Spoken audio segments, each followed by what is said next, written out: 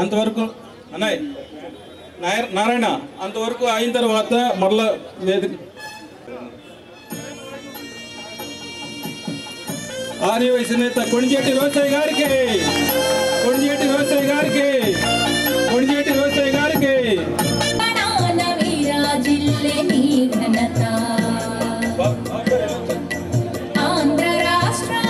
బాబు గారు ఇక్కడ ఎక్కువ టైం లేదండి, దానివల్ల కొంచెం మీరు జోహార్ కొణిజేటి రోసయ్య గారు, జోహార్ కొణిజేటి రోసయ్య గారు, జోహార్ కొణిజేటి రోసయ్య గారు. మానవతకు సార్థకతను కలిగించిన మహాశయ జోహార్ కొణిజేటి రోసయ్య గారికి, జోహార్ జోహార్ కొణిజేటి రోసయ్య గారికి, జోహార్ కొణిజేటి రోసయ్య గారికి, జోహార్ జోహార్ కొణిజేటి రోసయ్య గారికి, జోహార్ జోహార్ కొణిజేటి రోసయ్య గారికి.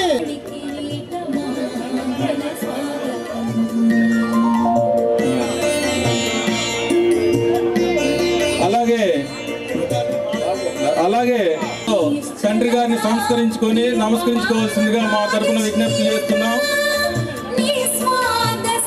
అన్నగారు ప్రతి ఒక్కళ్ళకు కూడా దండలు ఉన్నాయి. రోసయ్య గారిని సంస్కరించుకునే దానికి నమస్కరించుకొని దండలతో మన జోహార్ రోసయ్య గారు, జోహార్ కొణిజేటి రోసయ్య గారు, జోహార్ కొణిజేటి రోసయ్య గారు. మనం ఆయన పరిపాలించిన టైంలో ఉన్న మనమే సంతోషంగా ఉంటే ఆయన కడుపును శ్రీకృష్ణమూర్తి గారు ఇక్కడ డయాస్ మీదకి ఉమారెడ్డి వెంకటేశ్వర్లు గారు వేదిక మీదకి రావాల్సిందిగా కోరుచున్నాం. శ్రీ ఉమారెడ్డి వెంకటేశ్వర్లు గారు.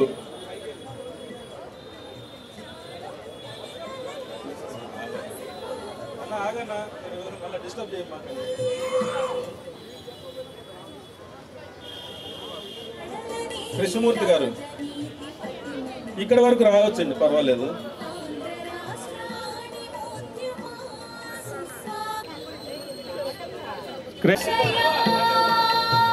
ముస్తఫా గారు ఒక 2 మాటలు మాట్లాడుతూ ఉంటున్నారు.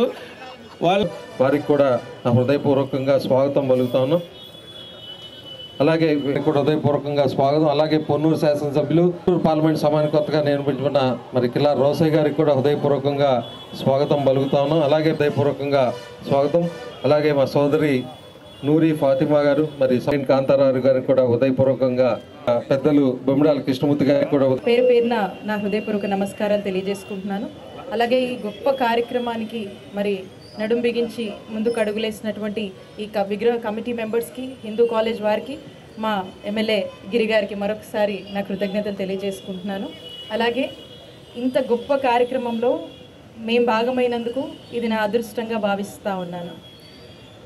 మాజీ ముఖ్యమంత్రిగా, మాజీ గవర్నర్గా, మరి చెప్పాలంటే సుమారుగా ఒక 50 ఏళ్ళ ఎక్స్పీరియన్స్ ఉంది పొలిటికల్గా. మరి ఒక 50 ఏళ్ళ వరకు కూడా పాలిటిక్స్ చేసినటువంటి ఒక రోసయ్య గారికి ఈరోజు మనం ఆయన గురించి గొప్ప మాటలు మాట్లాడుతున్నామంటే చాలా సంతోషంగా ఉంది. ఆ జనరేషన్ నుంచి మా జనరేషన్ వరకు కూడా ఎంతో ఎక్స్పీరియన్స్ కానీ, ఆయన నుంచి నేర్చుకోవాల్సినటువంటి అంశాలు కానీ, ఈ జనరేషన్ వరకు కూడా ఎంతగానో నేర్చుకోవాల్సినటువంటి అంశాలు ఉన్నాయని చెప్పి ఈ సందర్భంగా గుర్తు చేస్తున్నాను. చాలామంది అసెంబ్లీలో మా సీనియర్స్ చెప్తూ ఉంటారు, రోసయ్య గారు మాట్లాడినప్పుడు అన్నం తినకపోయినా సరే అలా కూర్చుండి అలా వినాలనిపిస్తూ ఉంటుంది, కదల బుద్ధి కాదు, అంత చక్కగా అసెంబ్లీలో వారు మాట్లాడతారు, ప్రసంగిస్తారని చెప్తూ ఉంటారు. అలాగే చూడ్డానికి రోసయ్య గారు సౌమ్యుడిలా కనిపిస్తారు, కానీ ఏదన్నా ఒక విషయం మీద కౌంటర్ కనుక మాట్లాడి సమాధానం చెప్తుంటే ప్రతిపక్షాల గుండెలో రైలు పరిగెట్టేలాగా మాట్లాడేవారు. మరి ఇక ఎంత చెప్పినా కూడా రోసయ్య గారి గురించి చాలా మాటలు సరిపోవేమో. ఎందుకంటే ఆ దివంగత మహానేత డాక్టర్ వైఎస్ రాజశేఖర రెడ్డి గారికి కూడా అత్యంత ఆప్తులు రోసయ్య గారు. మరి ఈరోజు మరి గొప్ప కార్యక్రమానికి నన్ను కూడా పాటు చేసినందుకు చాలా సంతోషిస్తూ ఉన్నాను. ఒక్క మాటలో చెప్పాలంటే పొట్టి శ్రీరాములు గారు మనకు ఆంధ్ర రాష్ట్రాన్ని సాధిస్తే, మరి ఆంధ్ర రాష్ట్రాన్ని అభివృద్ధి పదంలో మరి ముందుకు తీసుకువెళ్ళినటువంటి గొప్ప నేత రోసయ్య గారని చెప్పొచ్చు. ఒక గుంటూరు జిల్లాకే రోసయ్య గారంటే మనకి ఎంతగానో గర్వకారణం. అలాగే ఆర్య వయసులకు మరి ఎంతో మనవాడు అని చెప్పి ప్రతి ఒక్క ఆర్య వయసుడి కూడా గర్వంగా మావాడు అని చెప్పి ఫీల్ అయ్యేటువంటి ఒక గొప్పటి ఒక మంచి చిహ్నాలనే మనకు అందరి మధ్యలో కూడా వదిలాడనే చెప్పొచ్చు. మరి అలాంటి గొప్ప కార్యక్రమంలో మేము భాగమైనందుకు చాలా సంతోషంగా ఉంది. మరి నా వంతుగా ఆర్య వయసులందరికీ కూడా ఇప్పుడు ఏదున్నా కూడా అండగా ఉంటానని మాటిస్తూ మరొకసారి కార్యక్రమంలో మమ్మల్ని పాటు చేసినటువంటి గిరన్నకు అలాగే మీ అందరికీ కూడా నా కృతజ్ఞతలు. పెద్ద ఆయన నామధేయ ఎలా ఉన్నావు అని అడిగాడు నన్ను, ఎప్పుడు కనబడినా సరే నామధేయ ఎలా ఉన్నావు. ఎందుకంటే ఇద్దరిది ఒకే పేరు కాబట్టి నేను ఎన్నో ఒక 25-30 సంవత్సరాల నుంచి మనకు చిన్నప్పటి నుంచి కూడా మనకున్న మన సోదరుల ద్వారా ఆర్యవైశ్య సోదరుల ద్వారా నేను ఆయన దగ్గరికి ఎన్నోసార్లు కొన్ని 100 సార్లు వెళ్ళి ఉంటాను. ప్రతిసారి నామధేయ నువ్వు ఎలా ఉన్నావు ఇట్లానే మాట్లాడేవారు అన్నమాట. నిజంగానే రాధా గారి దానికి సాక్ష్యం. సో ఈ ఎన్నోసార్లు మరి వారి దగ్గరికి వెళ్ళినప్పుడు నిజంగానే మరి మాజీ ముఖ్యమంత్రి వర్లిగా ఉమ్మడి ఆంధ్ర రాష్ట్రానికి ఆయన పరిపాలించిన విధానం నిజంగానే ఒక పెద్ద పుస్తకం రాయాలి. డొక్కా గారు చెప్పారు, ఎన్నో ఏళ్ళగా ఫైనాన్స్ మినిస్టర్ చేసి ఎక్కడ కూడా ఒక్క అపకీర్తి అనేది కూడా రాకుండా ఆయన ఫైనాన్స్ మినిస్టర్గా మరి చేశారంటే ఇది నిజమైన బ్రహ్మాండమైన ఒక మనిషిగా ఆయన ఎంత సాధించారో అలాంటిది ఇప్పటివరకు కూడా ఆంధ్ర రాష్ట్ర రాజకీయాల్లో ఇప్పుడు ఎవరు కూడా సాధించలేదు. నిజంగానే పెద్దలు కీర్తిశేషులు రోసయ్య గారు మరి మన గుంటూరు జిల్లా వాసిగా మనకు గర్వకారణం. వారి మీద నిజంగానే ఒక మంచి పుస్తకం మనం ఆవిష్కరించుకోవాల్సిన అవసరం ఉంది. ఎందుకంటే రాజకీయాల్లో ఆయన ఒక రాజనీతిజ్ఞుడు. ఆయన పరిపాలన విధానంలో మనం చూసాం, ఎక్కడా కూడా ఆయన మీద ఒక్క మాట వచ్చిన సందర్భం ఎక్కడ కూడా లేదు. ఎన్నో రకాలుగా అప్పుడున్న ప్రతిపక్షం ఆయన మీద బురద వేసే ప్రయత్నాలు చేశారు, కానీ ఏ రోజు కూడా దాన్ని ఎక్కడ కూడా నిరూపణ చేయలేపారు. దాన్ని ఆయన తిప్పికొట్టిన విధానం కూడా మన అందరం కూడా రాష్ట్ర వ్యాప్తంగా అందరం కూడా చూసి అందరం కూడా బాగా చెప్పారు, సరిగ్గా చెప్పారు. ఆయనకు మించిన మేధావి లేడు ఆంధ్ర రాష్ట్ర రాజకీయాల్లో అని చెప్పడం మనందరం కూడా చూసాం. అందుకనే ఇవన్నీ ఏదైతే ఈరోజు మన మద్దాలగిరి గారు శాసనసభ్యులు వారు ఆధ్వర్యంలో మరి ఒక విగ్రహావిష్కరణ చేయడం చాలా సంతోషం. వేదిక మీద ఉన్న పెద్దలు అందరూ చాలామంది ఉన్నారు, ఇంకా మాట్లాడాల్సిన వాళ్ళు.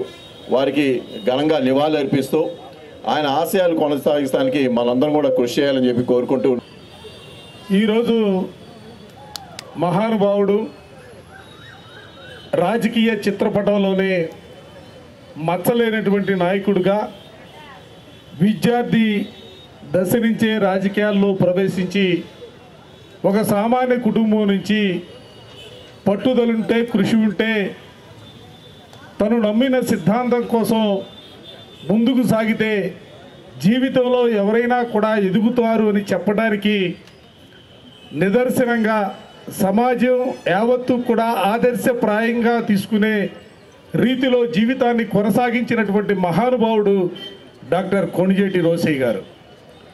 పెద్దలందరూ కూడా చెప్పారు, నాకంటే ముందు మాట్లాడినటువంటి పెద్దలందరూ కూడా. ఎందుకంటే రోసయ్య గారు రాజకీయాల్లో రోసయ్య గారికి ఉన్నటువంటి నిబద్ధత, రోసయ్య గారికి ఉన్నటువంటి పట్టుదల, ఏ అంశాన్ని తీసుకున్నా కూడా అనర్గళంగా మాట్లాడటమే కాకుండా ఆ అంశాలని ఆచరణలో కూడా చూపించగలిగినటువంటి జీవితం ఆయన యావత్తు కూడా ఆయన జీవితంలో కొనసాగినటువంటి పరిస్థితులు. అందుకే ఈరోజు రాజకీయాల్లో ఎవరైనా రావాలని కోరుకుంటేనో లేకపోతే రాజకీయాల్లో కొనసాగాలనే భావన ఉంటేనో ఆయన్ని ఆదర్శప్రాయంగా రోసయ్య గారిని ఆదర్శప్రాయంగా తీసుకోవలసినటువంటి అవసరం సమాజానికి ఉందన్న అంశాన్ని కూడా ఈ సందర్భంగా చెప్తా ఉన్నా. సహజంగా రాజకీయ నాయకులు రాజకీయాల్లోకి వచ్చిన తర్వాత అనేక రకాలుగా మచ్చలు పడతా ఉంటాయి. కానీ జీవించినంత కాలం కూడా ఆయన ఏ పదవి చేపట్టినా కూడా, ఎందుకంటే శాసనమండలి సభ్యునిగా పనిచేసినా, శాసనసభ్యులుగా పనిచేసినా, లేకపోతే పార్లమెంట్ సభ్యులుగా పనిచేసినా, మంత్రిగా పనిచేసినా, ముఖ్యమంత్రిగా పనిచేసినా, ఆయన ఏ పదవి తీసుకున్నా కూడా పదవి ఆయనకు వన్నె తెచ్చే పరిస్థితి కాదు, పదవికే వన్నె తెచ్చే విధంగా ఆయన పరిపాలన కొనసాగినటువంటి పరిస్థితులు కూడా మనం అందరం కూడా చూసాం. అందుకే ఆయన గురించి ఎన్ని చెప్పినా కూడా నిజంగా, ఎందుకంటే ఆజానుబాహుడు ఆకారంలోనే కాదు, అతని జీవితం కూడా చరిత్రలో ఆజానుబాహుడుగా శ్రీ రోసయ్య గారి చరిత్ర గుంటూరు జిల్లాకు మాత్రమే కాదు, రాష్ట్రానికి మాత్రమే, దేశంలోనే ఇందాక మాణిక్య వరప్రసాద్ గారు చెప్పినట్లుగా దేశంలోనే అత్యున్నతమైనటువంటి విలక్షణమైనటువంటి నాయకుడిగా రోసీ గారు జీవించారు. అటువంటి రోసీ గారు గుంటూరు జిల్లాలో పుట్టడం, అటువంటి రోసీ గారి విగ్రహావిష్కరణ కార్యక్రమంలో నన్ను కూడా భాగస్వాములు చేసినందుకు మా అన్న గుప్తాగా, పెద్ద గుప్తాలందరికీ కూడా చిన్న గుప్తాగా నమస్కరిస్తూ సెలవు తీసుకు. కాలేజీ హెడ్గా, కాలేజీ టీచర్స్, మన స్కూలు స్టూడెంట్స్ యూనియన్ హెడ్గా పోటీ చేశాడు. బహుశా అంతవరకు చాలామంది చేసి ఉంటారు పోటీ. రోసయ్య గారు పోటీ చేసినప్పుడు అంటే మాకు కూడా సన్నిహితం ఉంది కాబట్టి రోసయ్య గారికి మీ ఓటని అన్ని ప్యాంఫ్లెట్లు ఇవన్నీ తయారు చేశాం. వెళ్ళాం, అన్ని రూముల దగ్గరికి వెళ్ళాం. రోసీ గారికి మీ ఓటు అని అంటున్నారు. రోసీ గారు తప్ప ఇంకెవరు అడగలేదే, ఇంకా రోసీ తప్ప ఇంకెవరికి వేస్తామయ్యా అని అన్నారు. రోసీకి ఓటేయమని తప్ప వేరే వాళ్ళకి ఇంకెవరికన్నా ఓటేయమనమని ఎవరూ రాలేదు. ఇంకా రోసీ గారికి తప్ప ఇంకా ఓటు ఎవరికి వేస్తారు, రోసీకి అని అన్నారు. ఆయనకు ఆ సంవత్సరం వచ్చింది 89% వచ్చింది. ఆయనకు వచ్చినట్టు ఓటింగ్ అంత ఆయనకున్నటువంటి ఆ పట్టుదల కానీ, ఆయనకున్నటువంటి ఆ పేరు ఎందుకని అక్కడ స్టూడెంట్ దగ్గర నుంచి సుబ్బారావు గారని మాకు హెడ్ మాస్టర్ ఉండేవాడు. ఇక్కడ చాలా పొట్టిగా ఉండేవాడు, చాలా జోకులు వేసేవాడు. ఇది అయిన తర్వాత రోసీ గారిని గురించి ఆయన క్లాసులో చెప్పాడు. రోసీ గారంటే ఘనుడు, మనకొక స్టూడెంట్ ఇంటర్మీడియట్లో ఉన్నాడు అని. ఆ విధంగా నాకు ఒక సాన్నిహిత్యం ఏర్పడింది. ఇది ఒకటి. నాకు రెండోది ఏంటంటే ఆయన రంగా గారి శిష్యుడు, ప్రొఫెసర్ ఎన్జి రంగా గారి శిష్యుడు. ఆయన రాజకీయ జీవితం అంతా రంగా గారి ఆ పాలనలో, రంగా గారి చేసిన అడుగుల్లో ఇమిడిపోయి ఉంది. రంగా గారి శిష్యుడని ఎప్పుడు అంటాము, ఆమె భారతదేవి రంగా గారి ఇంకా అత్యంత సన్నిహితుడు, రంగా గారి భార్య. ఎందుకు ఆయన సన్నిహితుడు అంటే, రంగా గారికి శిష్యవర్గం రాష్ట్ర వ్యాప్తంగా ఉంటే రంగా గారు అక్కడ ఒక టీచింగ్ స్కూల్ పెట్టాడు.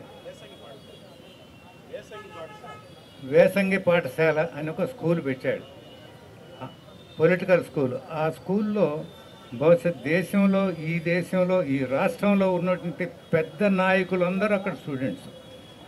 ఒకవేళ అక్కడ స్టూడెంట్గా చేర్చకపోతే, రంగా గారి ఫిలాసఫీ తెలుసుకోకపోతే అతన్ని ఒక రాజకీయవేత్తగా గుర్తించేవాళ్ళు కాదు ఆ రోజుల్లో.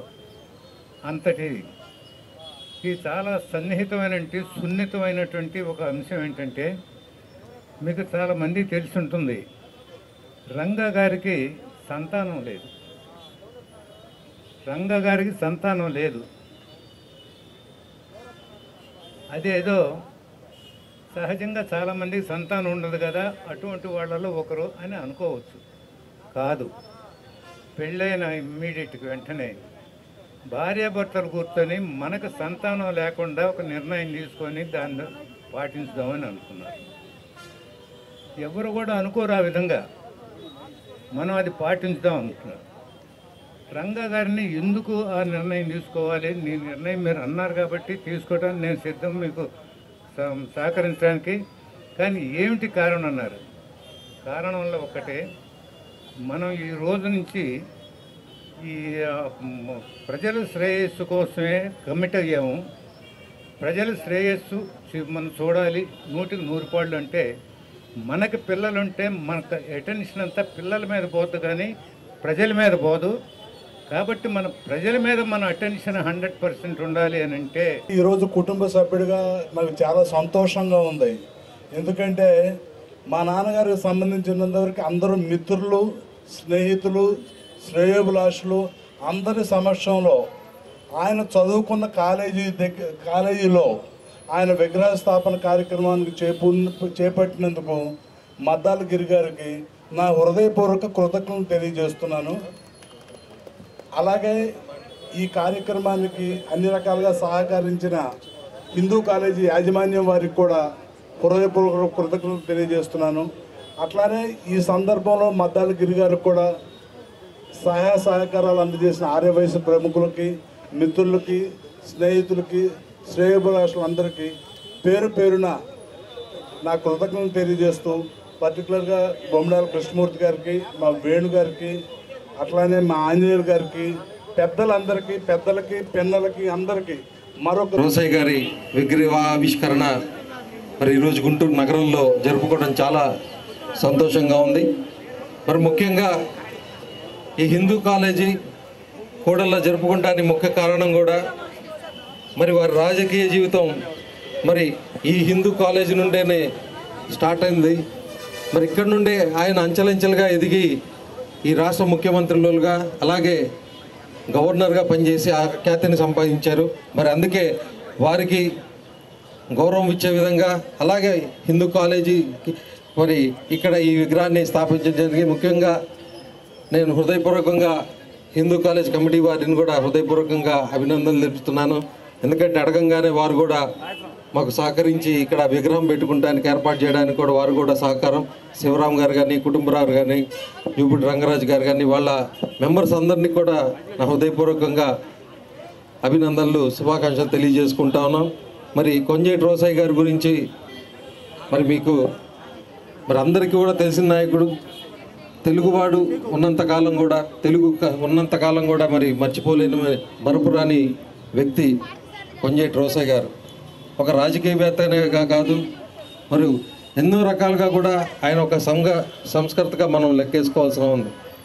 ఎందుకంటే సుదీర్ఘమైన రాజకీయ జీవితం, నాకు తెలిసి దాదాపు 60 సంవత్సరాల పైన రాజకీయ జీవితంలో ఉండి మరి ఎన్నో పదవులు, ఒక రాజకీయ నాయకుడు ఏమేమి కావాలనుకున్నాడో అన్ని పదవులు కూడా అలంకరించిన నాయకుడు ఎవరైనా ఉన్నారంటే ఈ ఆంధ్ర రాష్ట్రంలో అది కొంజేటి రోసయ్య గారు. మరి అటు స్వపక్షానికి కానివ్వండి, ఇటు విపక్షానికి కానీ ఎవరికి కూడా మొప్పించకుండా మరి ఎప్పుడు కూడా తన వాగ్దాడితో మరి అందరినీ మొన్నలు కూడా మెప్పించుకునే వ్యక్తి రోసయ్య గారు. మరి అలాంటి వ్యక్తులు ఇవాళ మన రాష్ట్రంలో మన ఆర్యవైశ్యుల పుడుతూ నిజంగా మన అదృష్టంగా భావించడం జరుగుతుంది. మరి ఎమ్మెల్సీలుగా, ఎమ్మెల్యేగా, మరి ఎంపీగా 9 సార్లు ప్రజా జీవితంలో గెలిచి మరి ఎన్నో రకాలుగా ఆంధ్ర రాష్ట్రం ఉన్న మంత్రి పదవులు ఏవైతే ఉన్నాయో అన్ని మంత్రులు దాదాపుగా అన్నీ కూడా ట్రాన్స్పోర్ట్ మినిస్టర్ దగ్గర నుండి అన్ని రకాలుగా, ముఖ్యంగా మనందరికీ కూడా గుర్తొచ్చేది రోసయ్య గారు అనగానే మరి ఫైనాన్స్ మినిస్టర్గా ఆయన మనకు ఎప్పుడో గుర్తుకొస్తారు. ఎందుకంటే సుదీర్ఘంగా భారతదేశంలోనే ఎవరు చేయనన్ని సార్లుగా బడ్జెట్ ప్రవేశపెట్టారు. సుమారుగా 16 సార్లు బడ్జెట్ ప్రవేశపెడతాం కానివ్వండి, 7 సార్లు ఫైనాన్స్ మినిస్టర్గా చేయడం కానివ్వండి, మరి ఆయనకే చెల్లింది. అలాంటి వ్యక్తి మరి అలాగే ఆ ఫైనాన్స్ మినిస్టర్గా చేసినంతగా ఎంతో కట్టుదలతో మరి ఎక్కడా కూడా ఏ ఇబ్బంది లేకుండా మరి ఆయన చేసే పన్ను కానివ్వండి, ఆయన తీసుకున్న నిర్ణయాలు కానివ్వండి హర్షించే విధంగా. ఎందుకంటే ఏ సీఎం వచ్చినా సరే రోసయ్య గారిని ఫైనాన్స్ మినిస్టర్గా పెట్టుకుంటూ ఉంటారు. అంటే ఆయన అంత నీట్గా ఆయనకి ఇచ్చిన పదవిని చేస్తున్నారు కాబట్టి అంతటి మరి పేరు ప్రఖ్యాతులు తెచ్చుకొని ఎవరు వచ్చినా సరే, ఎందుకంటే ఆ రోజుల్లో సీఎంలు ఎంతమంది మారినా రోసయ్య గారు ఎప్పుడు కూడా క్యాబినెట్లో ఉండేవారు. మరి అందరూ కూడా అంత సముచితమైన గౌరవాన్ని రోసయ్య గారికి ఇచ్చేవాళ్ళు. మరి అలాంటి నాయకులు నిజంగా మన గుంటూరు జిల్లా వాసులుగా పుడతాం. అందులో మన గుంటూరు నగరంలో మరి చదువు విద్యను అభ్యసించడం మరి చాలా ఆనందంగా ఉంది. మరి వారికి ఈరోజు మరి వారి గౌరవార్థంగా ముఖ్యంగా మరి వారి తనయుడు శివగారు మరి రావడం నిజంగా వారికి మీ అందరూ కూడా కరతధ్వానాలతో శివగారిని స్వాగతం పలకాల్సిందిగా నేను మనస్ఫూర్తిగా కోరుకుంటూ ఉన్నాను. అలాగే మరి ఈరోజు ఈ కార్యక్రమాన్ని ముఖ్య అతిథులుగా విచ్చేసిన మన మంత్రివర్యులు మరి వైద్య శాఖ మార్చులు విడుదల రజనీ గారికి కూడా హృదయపూర్వకంగా స్వాగతం. అలాగే పెద్దలు గౌరవనీయులు ఉమారెడ్డి వెంకటేశ్వర, ఎమ్మెల్సీ ఉమారెడ్డి వెంకటేశ్వర గారికి కూడా హృదయపూర్వకంగా స్వాగతం వెళ్తుంది. అలాగే నమస్కారం అన్నారు, మీకు అందరికీ నమస్కారం. కానీ విగ్రహ ఆవిష్కరణ దానికి సహకరించిన మన కొద్దిగా బండి స్లోగా ఉంది, అంతేం లేదు, బొమ్మడాల కృష్ణమూర్తి గారికి, అదేవిధంగా ఒక్కపొడి కాంతారావు గారికి, దీంట్లో సహకరించిన వేణు గారికి, మిట్టపల్లి సత్యనారాయణ గారికి, ఆంజనేయ అన్నకి, మరి పేరు పేరున మీ అందరికి కూడా నా హృదయపూర్వక అభినందనలు, నమస్కారాలు తెలియజేస్తున్నా. కానీ రోసే గారిని చూస్తే నిజంగా రాజకీయ నాయకుడు అంటే ఆయనే చెప్పి అనుకుంటా. ఎందుకంటే ఆయన నడవటం, ఆయన తీరి, ఆయన అంతా చూస్తుంటే నిజంగా నాకు చాలా ఇలా ఉండాలి రాజకీయ నాయకుడు అని చెప్పేసి అంత గర్వంగా చెప్పగలుగుతున్నా. ఎందుకంటే ఆయన మాట తీరు, ఆయన మాట్లాడే తీరు, మనిషిలో కోపం కూడా, ఆ కోపం చూస్తూనే ఎంతో ఆనందంగా ఉంటుంది. అలాంటి వ్యక్తిత్వం గల మనిషి రోసే గారు. ఓకే, అంతటికి ఓకే. ఇంకోటి చెప్పదలుచుకున్నా, ఎందుకంటే వయసులందరూ ఉన్నారు కాబట్టి ఇక్కడ ఒకే ఒక మాట చెప్పిన వెళ్ళిపోతాను. మరి దీంట్లో అప్పిరెడ్డి గారు కానీ, మన రజనీ మేడం గారు కానీ, లేకపోతే మన ఎంపీగా నిలబడుతున్న ఎంపీ గారు కానీ, తర్వాత మన పెద్ద ఆయన ఉమ్మాడి వెంకటేశ్వర గారు కానీ, మన తాడికొండ ఎమ్మెల్యే గారు అని చెప్పి నేను చెప్పుకుంటా. ఎందుకంటే ఆయన డొక్క ఉపప్రసాద్ కానీ, తర్వాత మన రాధన్న కానీ, మీ అందరికీ ఒకటే మాట చెప్తున్నా. ఓకే, 10 సంవత్సరాల నుంచే గుంటూరు 1 టౌన్కి ఎమ్మెల్యేగా ఉన్నాను, ఏదో మంచి వచ్చడో జరిగింది, చేసాం. కానీ కన్యకా పరమశివ గుడికి సంబంధించి అది మీ హ్యాండ్లో ఉండాలనేది మనస్ఫూర్తిగా దేవుడు సాక్షిగా తెలియజేస్తున్నా. దానికోసం విశ్వ ప్రయత్నం చేస్తా, భగవంతుడు ప్రమాణం చేస్తున్నా. ఎందుకంటే ఉపవాసం ఉన్నా కాబట్టి అబద్ధం చెప్పను. కాబట్టి మీరందరూ దానికి సహకరించేసి అది మీ గుడి మీ హ్యాండ్లో ఉండాలి తప్ప వేరే వాళ్ళ గవర్నమెంట్ హ్యాండ్లో ఉండడానికి వీల్లేదు. కాబట్టి మళ్ళీ ఒకసారి సభాముఖంగా తెలియజేస్తూ సెలవు తీసుకుంటారు. దూరందరులు, వ్యాపారస్తులు, అలాగే వారి కుమారులైన శ్రీ శివ గారికి నా హృదయపూర్వక నమస్కారం. అలాగే ఈ కార్యక్రమానికి వీక్షించడానికి వచ్చేటటువంటి గుంటూరు ప్రజలు, వయసు ప్రముఖులందరికీ కూడా నా హృదయపూర్వక నమస్కారం. రోసే గారు కంటిన్యూగా పదవిలో ఉన్నప్పుడు, పదవిలో లేనప్పుడు కూడా కంటిన్యూగా మా గెస్ట్ హౌస్లోనే ఉండేవారు. రకరకాల రాజకీయాలు వాళ్ళు మాట్లాడుకునేటప్పుడు నేను వింటూ ఉండేవాడిని. అంతే, అది ఎక్కడన్నా అంటుద్దామని భయంతో దూరంగా నుంచొని వింటుండేవాడిని. కానీ రోసే గారు 2-3 సందర్భాల్లో ఏంటయ్యా నుంచుంటామన్నా, నేను ఇప్పుడు నుంచోనే ఉన్నా అంటే రాజకీయాల్లో మాత్రం నుంచోను, వ్యాపారస్తుడిగా ఉంటారు కానీ రాజకీయాలు మాకు వద్దాను. కానీ ఆయనలో ఉన్న గొప్పతనం ఏంటంటే నడిచేటప్పుడు హుందాతనం అంటారు చూసారా, సినిమా యాక్టర్ నడుస్తారు నేర్చుకొని. ఈయనకి పుటకతో వచ్చింది ఆ హుందాతనం. అన్ని సంవత్సరాలు, అన్ని పదవులు, అన్ని సార్లు ఆయన ఎక్కినా కూడా గర్వం అనేటటువంటి పదానికి చోటిచ్చేవారు కాదు. మంచితనాన్ని పెంచుకున్నారు, 10 మందిలో మంచితనాన్ని పెంచుకున్నారు.